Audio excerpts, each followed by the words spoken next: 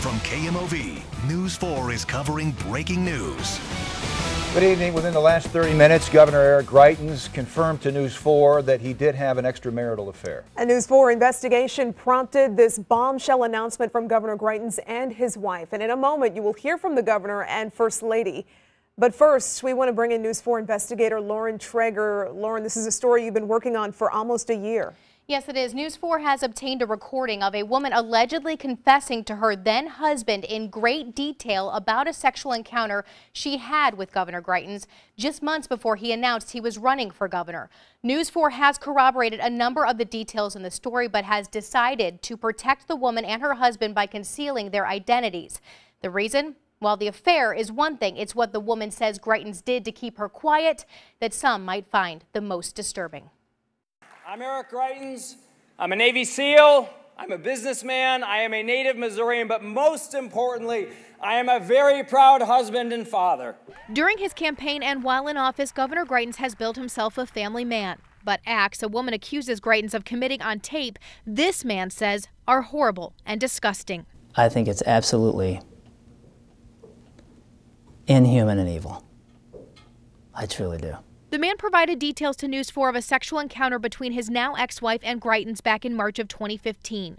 News 4 is choosing not to name the woman. She has not made on-the-record comments for the story. The recording was made just days after Greitens and the woman's first sexual encounter. His wife did not know as she confessed intimate details to her husband.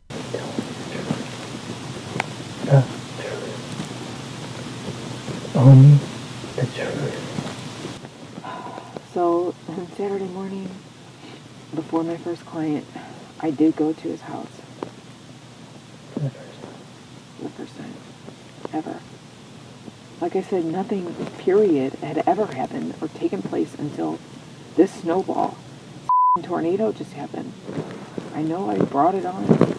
The woman explains that her interactions with Greitens were sometimes initiated by herself. They met because she cut his hair.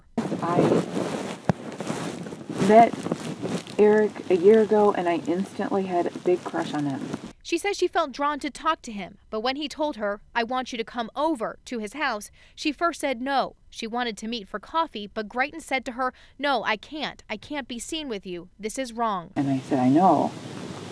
So he said, please, just come to my house. She agreed to go to his house to talk. It's unclear where Greitens' wife or children were at this time. The woman admits that when the sexual encounter began that day, it was wanted. He said, "I'll make you feel better.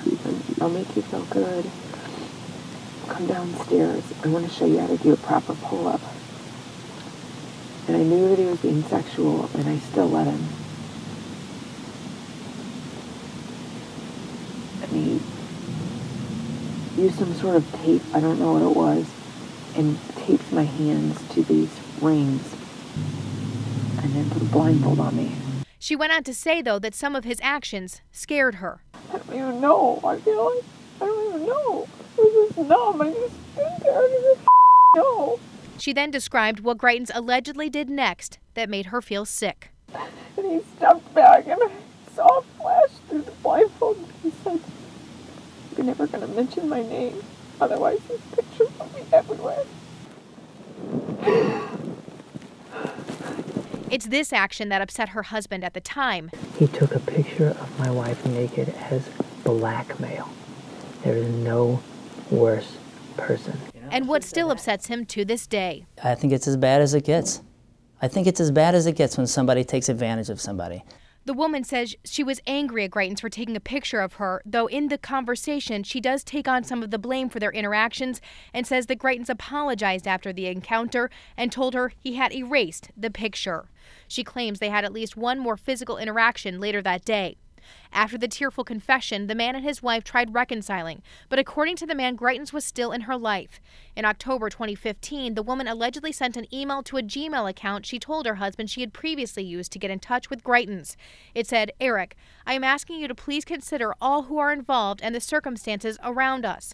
I need you to not book at the salon anymore. This isn't fair to me nor anyone close to us. Please respect me and my wishes." I'm not after anything. I don't want to be part of politics. I don't want to be a part of anything. I just want to move on with my life. The man says he didn't want to speak out before, but says recently he's been contacted by law enforcement authorities and members of the media. He says he wanted to get in front of a story he believed would come out eventually, and he wants to protect his family. Something happened and churned all this and had people hounding me further and further and further, even leaving a voicemail on my daughter's phone. When that happened, everything changed. The man's attorney, Al Watkins, confirms he too has been in contact repeatedly with law enforcement agencies about this. My knowledge and my experience leads me to believe that at very least there is an elevated degree of interest in what is going on. Did you provide this recording to them? Yes. The man and his wife sought a divorce in March of 2016. By Election Day, November 2016, the man was on social media calling Greitens a, quote, homewrecker. This didn't just destroy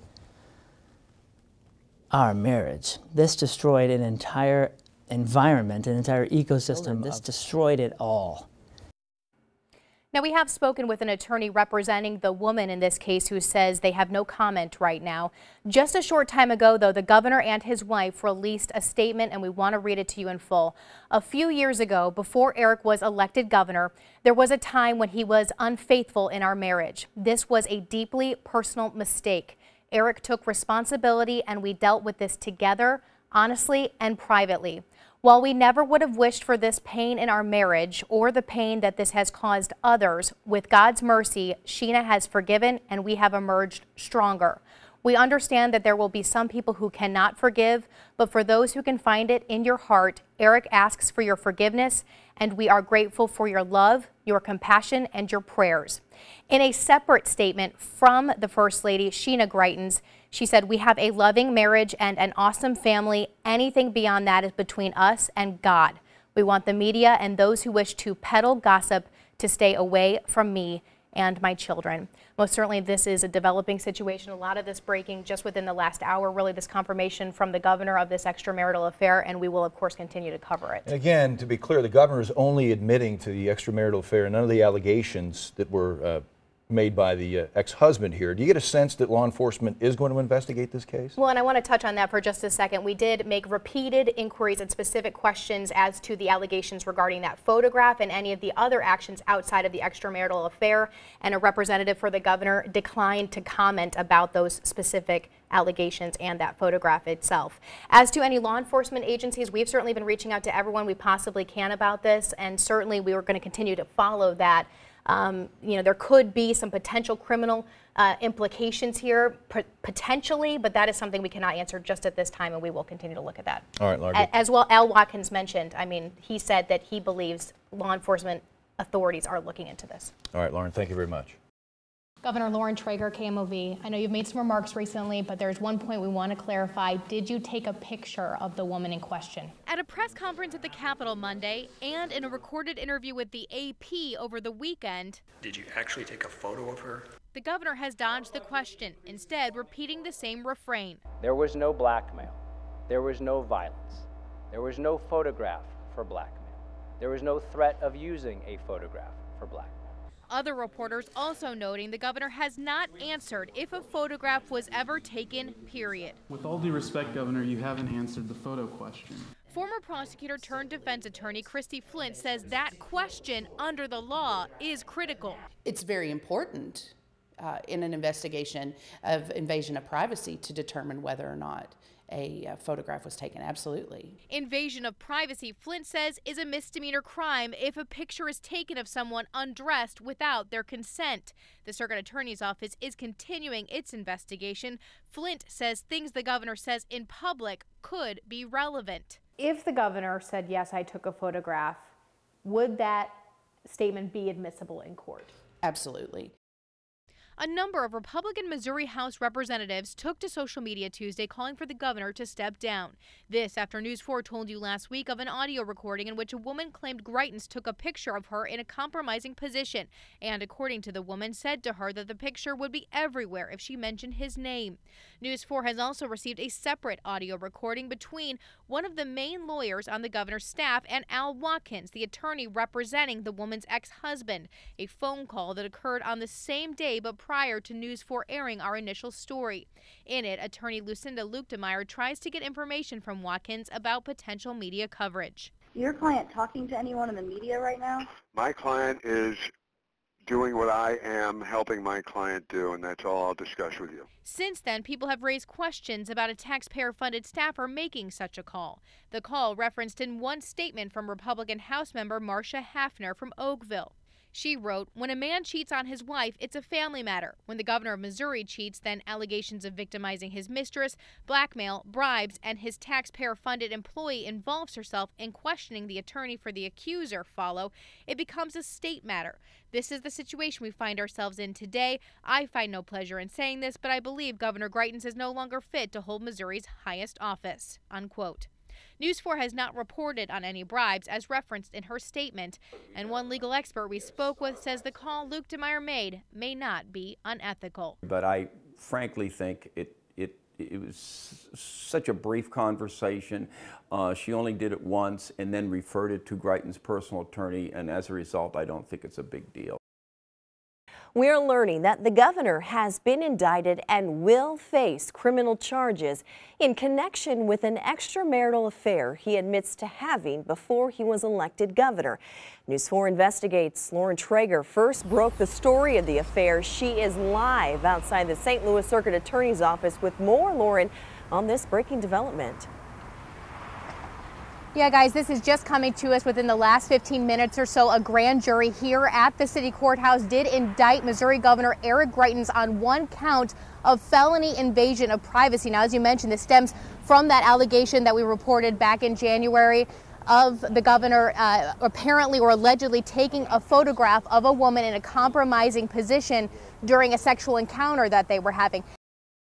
We need to take this where the evidence takes us. Prosecutors allege that Governor Greitens took a picture of a woman partially nude without her consent. The prosecutor's office won't let us see the evidence, but according to the letter, they have provided the governor's defense team with a taped statement from the victim identified as KS, as well as statements Greitens made to the public. The letter also says prosecutors provided an email of questions and answers for an interview with KMOV that we conducted prior to breaking the story of the allegations. Tuesday, in a motion, the governor's defense team questioned the use of a private investigative firm that was hired by the prosecutor's office. News 4 has obtained documents from the firm called Intera LLC.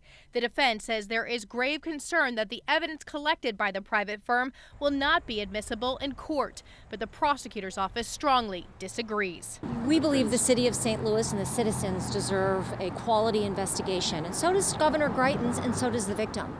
And right now, we believe that we have hired some very, very qualified independent investigators who are going to assist us with making sure that this investigation is done properly. The man who claimed his ex-wife was blackmailed by Governor Eric Greitens will testify in front of a jury of his peers. And that means the woman who had an affair with the governor and the governor himself will likely also be called in to testify. It's been almost a month since News 4 broke news of the governor's affair back in 2015. This man, who News 4 has chosen to conceal, provided an audio recording of his then-wife confessing details of her relationship with the governor, including an allegation that Eric Greitens took a picture of her in a compromising position. In the recording, she claimed the governor said to her if she mentioned his name to anyone, the picture would be everywhere. The governor has acknowledged the affair, but has repeatedly denied any blackmail, though he has not answered direct questions about whether he ever took a photo of the woman. 2 days after our initial story, the St. Louis Circuit Attorney's Office announced that prosecutors were launching a criminal investigation into the allegations. Today, attorney Al Watkins, who represents the ex-husband, says a grand jury subpoena sends a signal. This is no longer an investigation, but a grand jury has been convened. Everything's been stepped up a notch. There's a heightened degree of sensitivity. Time may be of the essence. Attorneys tell News 4 that a statute of limitations on potential criminal allegations may be approaching. Either way, a grand jury now clearly working to try to get to the truth. It's pretty clear that there are others who will be called upon to testify before the grand jury well before my client testifies. An attorney for the woman at the center of the allegations did not return our request for comment. An attorney representing the governor told us today he had no comment. The governor is represented by a private attorney in both this matter and in a separate lawsuit involving his use of the texting app called Confide. So are taxpayers footing the bill? We asked, and a spokesperson for the governor tells us that no public funds are being used for the governor's defense in either issue. In fact, the law firm is working pro bono, or for free. Certainly more updates to come on this, and you can count on us to bring them to you. I'm Lauren Traeger, News 4 Investigates.